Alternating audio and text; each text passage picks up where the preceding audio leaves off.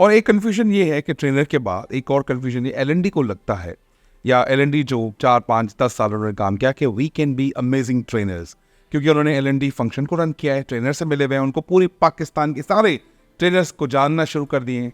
लेकिन एक एलिमेंट है जो वो over the period of time नहीं सीखे, क्योंकि टेबल गेस्ट पार बैठे हुए थे, इन्होंने हमेशा चीज़ खरीदी है।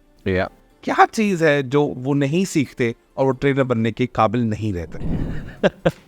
ये तो इसी तरह रंजीत, मैं जो हूँ ना, एक म्यूजिक कंपनी में काम करता हूँ और मैं सिंगर्स को एंगेज करता हूँ, और आज मैं सोचता हूँ कि I can be as good as Atif Aslam. जबरदस्त। आतिफ असलम हार्डवर्क परसिवियरेंस के साथ साथ आतिफ एक टैलेंट है।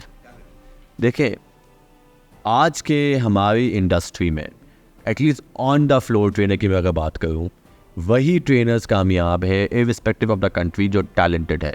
These are talented individuals, they have a skill, they have a command that they are so good at it, and they understand the audience nerves.